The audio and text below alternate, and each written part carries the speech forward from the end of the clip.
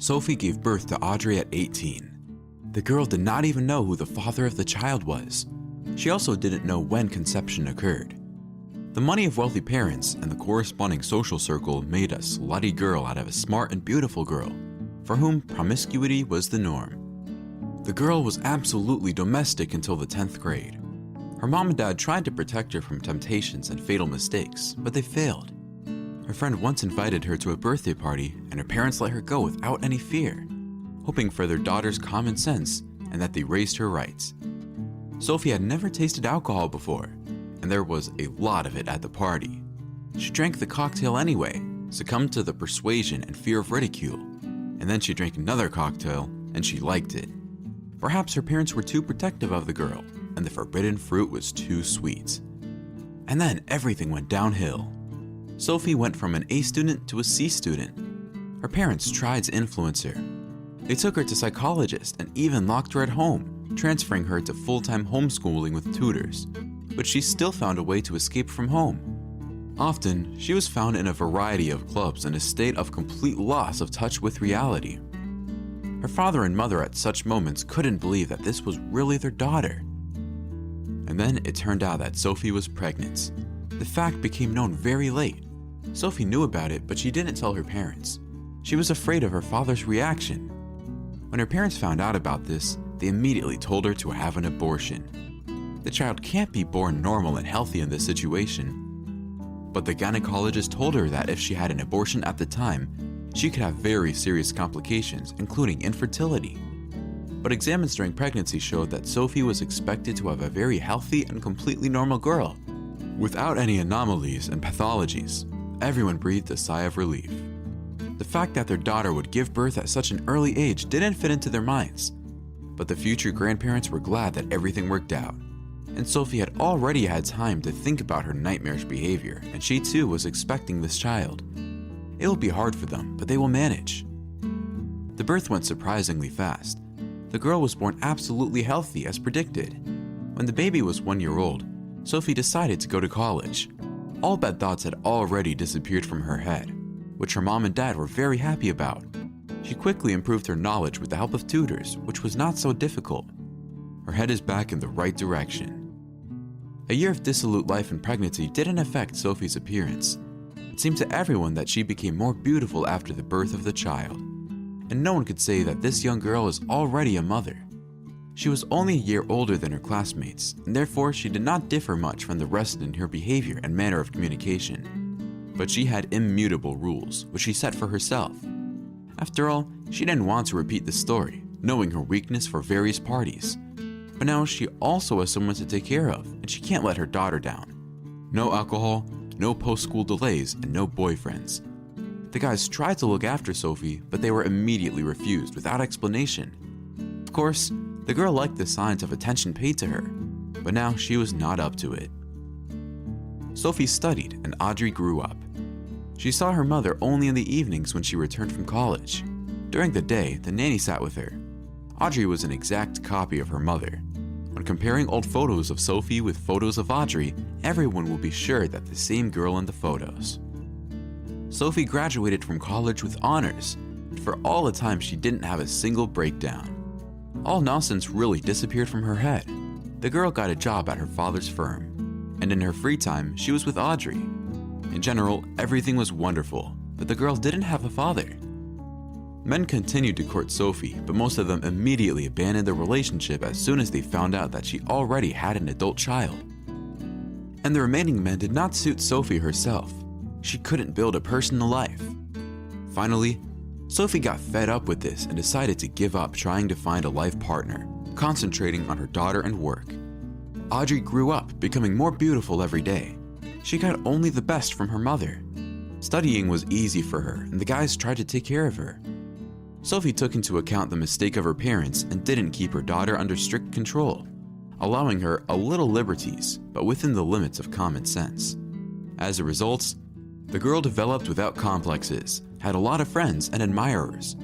In the second year of college, a new subject was introduced, the teacher of which was a man of about 30 years of age, a tall man under whose shirt there were probably strong muscles, and his eagle gaze was striking on the spot. And on the ring finger of his right hand, there's not even a trace of a ring. All the girls liked him, and Audrey was no exception. She told her mother about her new teacher, but she immediately warned her daughter that she could not stare at older men because they have completely different interests. But Audrey didn't want to listen to her mother. Flirting and communication, shooting eyes, and other female tricks did their job. And Mr. Jones' defense fell. He didn't turn out to be such a macho who chases after every skirt. He and Audrey immediately agreed that for now, they would just chat and spend time together a little more than the class schedule stipulated, and she shouldn't expect concessions on his subject. And Audrey fell in love with him even more because he seemed to her such a gentleman. But he was very embarrassed by the fact that he was going to meet a girl who was almost 20 years younger than him. But Bill actually liked Audrey. She's not only insanely beautiful, but also smart. Gradually, they began to get to know each other. Both Bill and Audrey made sure with each meeting that they were good together. But Bill was a little awkward with Audrey. She had little life experience, no matter how smart she was. And she still didn't understand some of the issues, and she didn't understand what she really wants to achieve in life. They liked each other, they were good together, but they didn't have conversations on everyday topics. And this was the only negative that gave Bill some inconvenience. A couple of months later, Audrey decided to introduce her beloved to her mother. Sophie had already come to terms with her daughter's choice. This didn't negatively affect her studies. On the contrary, her daughter became more responsible. Relations with a man older than her changed her for the better, and Sophie herself was eager to see Audrey's chosen one. Mother and daughter had almost identical tastes. They had the same favorite color, favorite flowers, books, music, hairstyle. They even dressed the same and often bought one suit for two. And of course, they had the same preference for men. Sophie stood in the hallway and greeted the lovers when they entered the apartment. She was immediately embarrassed at the sight of Bill and ran to the mirror to check if everything was fine with her hair and if a pimple had popped up on her nose. Sophie was lovely as always. Bill said seriously, "You didn't tell me you had a sister?" Audrey asked in bewilderment, "In what sense?" But then she followed Bill's gaze and laughed. "Meet Miss Wilson, my mother." Bill was surprised. "Is this your mother? This is probably a joke. You even have the same middle name." "I was given a middle name by the name of my grandfather. I didn't tell you about it. I'll explain it to you later. Come into the apartment. Or are we going to drink tea here?" After tea, Bill left and Audrey went up to her mother and said with a smile, "Don't even hope. He's mine." Sophie raised an eyebrow in surprise. Audrey said, "You've been on pins and needles all evening. You constantly straightened your hair, bit your lower lip, squeezed your mug, and your eyes are still burning." Mother only smiled embarrassedly and went to her room. And Bill didn't even remember how he got home. He thought all the way about how he should be now. He couldn't imagine that Audrey's mother resembled her daughter so much, like a twin. And most importantly, she didn't have that little minus that Audrey had, namely the lack of experience. Sophie is no longer a girl, and she knows perfectly well what she wants from life. During communication, they understood each other perfectly, while Audrey asked again or clapped her eyes, trying to understand what she heard. Sophie and Bill were very interested in talking to each other. Audrey even sometimes dropped out of the conversation. And what should he do now? He fell in love with his girlfriend's mother. If not at first sight, then definitely at the first word. Since then, Bill has become a frequent visitor to Audrey's apartment. Gradually he realized, and then with each time more and more convinced that he was not indifferent to Sophie. She'd either smile at him, or start laughing at not so funny jokes, or fix her hair. He felt ashamed in front of Audrey. They are together and he likes her mother. There came a moment when he could no longer pretend. Bill rang the doorbell of the apartment where Audrey lived. He knew for sure that the girl was not at home. She is still in college at this time. Sophie opened the door. The woman said, surprised at his appearance, "Hello, Bill. Audrey isn't home yet." Bill's voice was excited. "I came to you. I need to talk to you." Sophie stepped aside to let the man into the apartment. "We are adults, so let's not beat around the bush. I like you, and I know it's mutual. You can't keep dating Audrey. I can't be hypocritical anymore. Audrey is a beautiful girl, but she needs a peer, just like me." Sophie said softly after a long silence, "I can't do this. Audrey will hate me. You'd better leave now. Try not to break her heart when you break up with her." Bill wanted to say something else, but Sophie had already gone to open the door, showing her appearance that she didn't want to talk anymore.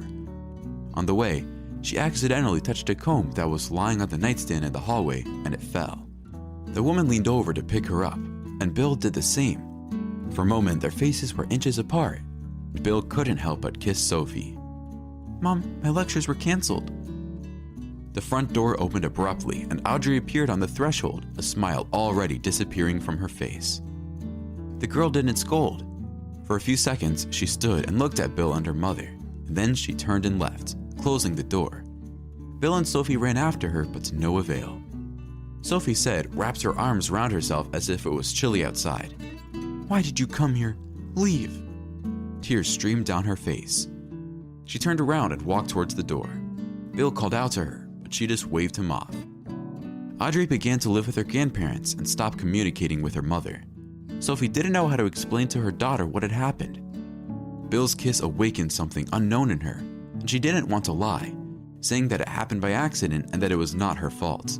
She wanted that kiss too. Bill called Sophie every day, but she didn't answer. He sent her a message in which he said he wanted to be with her, that he loved her, but if Sophie agrees, then she will never be able to reconcile with her daughter, and this is unacceptable. Audrey stopped attending Bill's subject and began avoiding it. When she spotted him in the hallways of the college, she turned around and quickly walked the other way. Several times she heard him calling her, but she only quickened her pace. A month later, Sophie's apartment rang. The woman opened the door and her daughter stood on the threshold. She looked at her mother and was horrified. Huge circles under the eyes betrayed constant lack of sleep. The woman stopped taking care of herself, and now she looked even older than her years. Audrey rushed to her and hugged her. "Mom!" Mother and daughter stood embracing for a long time, crying softly. Audrey said that they sat on the couch in the hall. "Mom, I had time to think things through. I saw the way you look at each other, and I guess I expected something like this. Bill is very good. By the way, we had nothing with him. I didn't understand why he kept me at a distance. After all, I so wanted it. He probably didn't want me to make the mistake of raging hormones, which I may later regret. Now I understand it. If you like him, then I don't mind. Of course, it will be a little strange, but I will get used to it." At that moment, Sophie's phone rang in her hands. It was Bill. "Mom, answer the phone. I see that you like him. You devoted your whole life to me. Now it's time for you to think about yourself. I'm not against your communication at all." The woman answered after some hesitation. "Hello?" "All right, everyone's presentations are done," Nick, the manager, said as he tried to move the discussion forward. "Excuse me, I haven't. I recently found out something." Nick interrupted me and began to speak. "There's apparently someone in this department who didn't graduate high school and is just a part-timer. Meetings should be for employees only." "Absolutely right." His lackey, Mike, of course, agreed with Nick. "I'm leaving."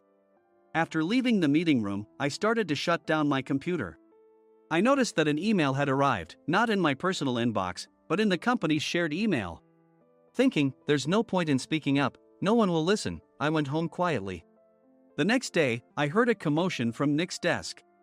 He was staring at his computer screen, his face pale. "Nick? Is something wrong?" Mike looked at the screen with him. And he turned even paler than Nick. Why is he so angry? Knowing the reason for Mike's distress, I thought to myself, serves them right. My name is Adam. My mother passed away when I was in the 9th grade, and I was raised by my father. Well, you could hardly call it being raised. After my mother passed, my father changed. He drowned his sorrows in alcohol, and though he still went to work, he squandered our living expenses on horse racing. Because of that, I had to start working part-time as soon as I entered high school. Every month, I went to the convenience store with bills in hand that couldn't be auto-deducted from my father's account. Even though I endured it because I didn't want to be alone, I reached my limit in my second year of high school and dropped out. I found a live-in job at a distant inn. Thank you for everything. The day I left home, my father, still staring at the TV, spoke. Take care. That was our last conversation. Back then, 18 wasn't the age of majority, so I needed my father's permission to work, and I couldn't hide my place of employment. Yet, my father never visited me even once. I kept working just to survive, and before I knew it, I was 42. Years of hard work paid off, and I was transferred to the headquarters. I was thrilled to be recognized by the company, as I thought I'd be working in the field until retirement due to my lack of formal education. Listen up. Our work can change the future of our employees. Don't drag us down. On my first day after the transfer, Nick, dressed in an expensive suit, spoke sternly. There was a reason for this. Our inn was located in a prominent tourist destination, known so well that everyone in the state could sing its commercial jingle. At its peak, we had 5 locations within the state. But that was long ago. Due to financial difficulties and aging facilities, only the place where I had worked for many years and the original establishment remained. I was prepared to lose my job anytime, but now there was a glimmer of hope. With the rise of social media, the tourist area where the inn was located started gaining attention again. Depending on how hard the sales department, where I was transferred, worked, we could either thrive or be forced to give up this prime location to the new hotel chains continuously popping up. For Nick, who had switched careers from another industry to strengthen our sales, this was a battle he couldn't afford to lose. I understood why he had to be strict. I will do my best. Nick sneered at my enthusiastic declaration. Did you not hear what I said? I'm sorry. I thought I was listening carefully. Out of habit from years of customer service, I apologized reflexively, though I had no idea what had offended him. Someone was watching me with a smirk. In this department, there are those who are expected to excel and those who have been shoved here because they have nowhere else to go. You are the latter. It was Mike, the section chief. He's 7 years younger, at 35. But he was called to headquarters much earlier than I was and had been moving around within the headquarters ever since. I'm not jealous, but I can't accept that he's my boss. Graduating from a prestigious university, he has an unusually high pride and caused many problems as a newbie, making things very difficult for me when I was the front desk leader. When I found out Mike was transferred to the sales department a month before me, I was disheartened. Mike is right. With just a middle school diploma, there's not much you can do. Don't even think about achieving results. As if I didn't exist, Nick remarked, I'm thirsty. Mike eagerly ran to the coffee maker. It seems Mike is Nick's lackey. I regretted being happy about my transfer to headquarters, wishing I had stayed on site forever. Send a direct mail to every company on this list by the end of the day. Nick only assigned me tasks that even a new graduate could handle. What? There are over 1,000 companies. You want me to send to all of them by today? Yes, if you and your fellow misfits split the work, even those with nowhere else to go should finish by today. I glanced at the employees typing away expressionlessly. They were worn out from customer service, only thinking about leaving on time, or were women reassigned after having children, with zero motivation for work. Even Sam, a new graduate from the same university as Mike, who was supposed to be among the expected achievers, had no enthusiasm for the job, having joined the company wanting to do customer service. I don't care what they say, I plan to quit anytime, he said. Only Nick and Mike were highly motivated, making all the decisions between the two of them. I originally only wanted to work at the inn to survive and had no particular attachment to this job. I swallowed my words, thinking I had no right to reprimand them. About a month after the transfer, Nick told us with a frustrated look.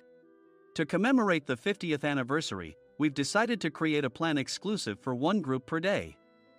Originally, Mike and I were supposed to come up with it, but our president, Mr. Thompson, insists on hearing everyone's opinions. So, you all get a chance. As Nick explained, Mike began handing out prints. Make sure not to embarrass Nick. If your ideas are half-baked, you'll have to redo them. It seemed that they had printed his handwritten notes by Mr. Thompson, which included several questions and a section for free responses. It made sense why Nick had to seek our input, given that all responses had to be submitted to Mr. Thompson. We were given a week to think about it, and a meeting was scheduled to compile our ideas. My plan is to let guests enjoy both the old and modern America. Nick began the presentations. Guests would watch a master confectioner at a nearby traditional sweet shop make sweets in front of them. The welcome drink would be premium tea in a bottle. Nick's plan was certainly attractive. After his presentation, Nick called on us to present in the order we were seated. Just as I stood up for my turn. "All right, everyone's presentations are done." "Excuse me, I haven't. I recently found out something." Nick interrupted me. "There's someone in this department who didn't graduate high school and is just a part-timer." He was likely talking about me. I joined the company as a part-timer and was made a full-time employee when I turned 20. That was 20 years ago, so Nick and Mike probably had no chance to know until recently. Meetings should be for employees only. Absolutely right.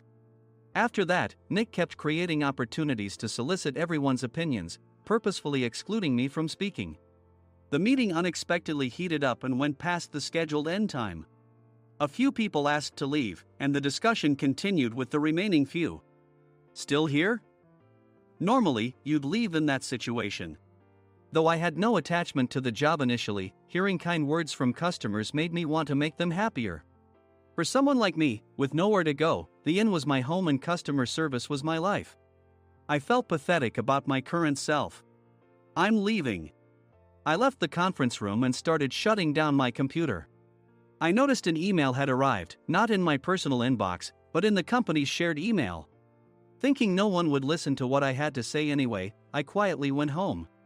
The next day, while preparing the DM as instructed, I heard a commotion from Nick's desk. In his haste to stand up, he hit his knee on the desk. He stared at his computer screen, his face pale. "Nick! What's wrong?" Mike, thinking he should be the first to rush over, approached Nick while still wearing his coat. He peered at the screen with Nick. And he turned even paler than Nick. Why is he so angry? Who is responsible for this company?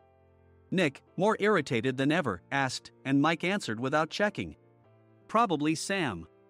Sam wasn't there because he was attending a morning training session for new hires. Nick gave up on getting angry and returned his gaze to the screen. They were looking at an email that arrived right after the end of the working day yesterday. Apparently, no one, including me, had checked it before leaving. The email was from a large company that used us for their annual employee trips. The president and executives of that company also frequently used our services personally. President of the company, Mr. Mason himself, had declared that neither he nor his company would ever use our services again. Well, some companies cancel their employee trips or stop using our services due to financial struggles. Let's just move on. Mike kept wiping the sweat from his forehead with a handkerchief. Knowing why Mike was so agitated, I quietly watched their interaction. "Do you know how much revenue we get from that company? We can find other guests to fill the rooms, but we'll lose the banquet costs, gift shop revenue, rental car fees, and more. Moreover, the gifts were supposed to be prepared by the traditional confectionery shop involved in Nick's proposed plan. If it's known that we incurred such a huge loss at this critical time, Nick's position in the company would be jeopardized." Nick took a deep breath, seemingly trying to calm himself. "All right, Mike. Go to New York right now and apologize to Mr. Mason." "What? You're coming with me, right? I have urgent work to do." "I trust you, which is why I'm entrusting this to you." "Please." Mike, believing Nick's sincerity, agreed with a determined look on his face, saying, "Yes. That's Nick for you." Even if Mike went to apologize, Nick would shift all the blame onto him if the client didn't change their mind. Well, it was Mike's fault to begin with, so it served him right. About 3 hours later, Sam answered a call from somewhere and repeatedly apologized, saying, "I'm very sorry." Everyone watched to see what was happening. After ending the call, he informed Nick with a weary tone. When Mike arrived at the client's company, he only made things worse, further infuriating Mr. Mason. He was demanding, "Get his boss here immediately." It was no wonder Sam was exhausted, dealing with such a call right after returning from training. "What is that idiot doing?" "All right, Adam, you're coming with me. If sacrificing Mike didn't work, then I must be next." Normally, I'd want to refuse at all costs, but I saw an opportunity in this situation. "If I can be of assistance, I'd be happy to join you." I obediently followed Nick, and we flew to New York. When we introduced ourselves at the reception, it became clear how serious the situation was, as the receptionist personally escorted us to the president's office. Angry voices leaked through the door, making both Nick and me uneasy. "Excuse me. I'm Nick, the supervisor. I understand my subordinate has caused you trouble, and I deeply apologize." Nick, with his experience in the corporate world, knew enough to offer an apology before excuses. However, his customer service skills left much to be desired. I sighed as I saw Mike trembling like a small dog in the corner of the room. "What kind of training are you giving your subordinates?" Mr. Mason glared at Nick with a red face. The intensity of his gaze made even Nick take a step back. Regrettably, I joined this company only 2 years ago and was unaware of Mike's issues. I should have identified his shortcomings sooner. Indeed, I should have realized sooner. No sensible person would come to apologize and then give a lengthy presentation on the drawbacks of not using their in. Nick froze, his mouth slightly open. Suspecting the worst, I picked up the documents that had fallen to the floor. It seemed Mike hastily prepared these documents on the plane, listing the disadvantages. Disadvantage 1: if you change the venue for the company trip, employees might suspect it's for cost-cutting reasons, leading to a negative impression. Reading it aloud half-jokingly, Nick snatched the papers from my hand and checked the contents with a furious expression. Among the stack of documents was a receipt from a nearby convenience store's copy machine. I felt a pang of dread, hoping he hadn't shown the receipt as well. What do you think he said when I asked what kind of nerve he had to do this? I'm very sorry." Faced with the dire situation, Nick must have thought there was nothing left to do but apologize. In a voice smaller than I'd ever heard from him, he uttered words of apology. He said, "I'm a Harvard graduate. I don't believe I said anything wrong." "Mike, what have you done?" Forgetting his plan to pin the blame on Mike, Nick yelled loudly, even in front of Mr. Mason. "I didn't do anything wrong." "You're still saying that? Look at him." Mike pointed at me with a shaking hand. "I was assigned to headquarters in my 20s and now I'm a section chief. This guy only made it to headquarters at 42. Everything I've done proves I was right. So why are we losing the contract?" Having said his piece, Mike collapsed to the floor. "Of course. You were sent there because you had nowhere else to go." Mike never expected to hear such words from someone he looked down upon. He lunged at me, and Nick hurriedly stepped in to stop him. "Mr. Thompson told me Mike is a quick thinker, and to take good care of him." There's no way he was pushed aside. "Don't make things worse here. He didn't say quick thinker, he said only quick-witted, didn't he?" I don't remember that part." I recalled the many troubles Mike caused when he was a newbie. When Mike was on the front line, his pride was so high that he never apologized to customers. Customer service, especially in our job, doesn't work alone. It brings both good and bad situations. If the front staff or housekeepers made mistakes, or the cleaning company didn't properly clean a room, one had to apologize to the customers regardless of personal fault. Mike, in such situations, would never apologize, insisting he wasn't at fault. This often angered customers, and as the front desk leader, I frequently had to apologize on his behalf. He caused complaints and disrupted operations, which is why he was quickly moved to headquarters. In departments where he didn't interact directly with customers, his quick thinking was beneficial and things went well. But it seemed his flaws were starting to show.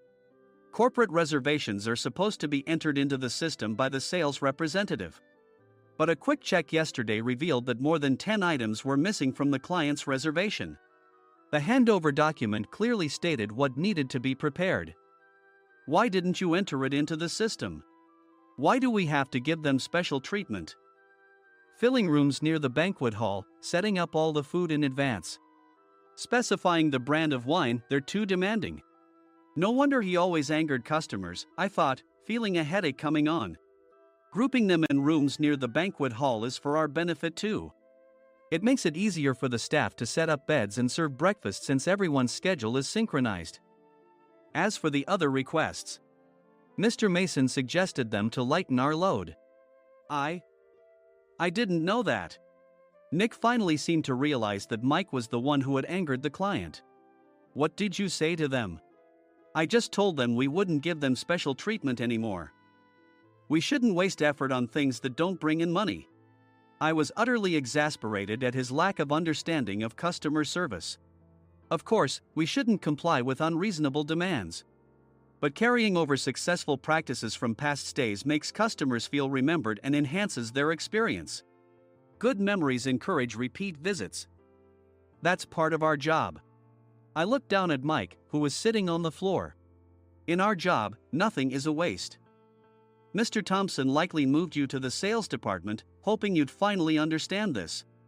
How do you think he feels now that you've failed to meet his expectations? Mike, tears in his eyes, fled the president's office. I was amazed he still hadn't apologized. You have it tough, Adam. It's okay, we're all employees of the same company.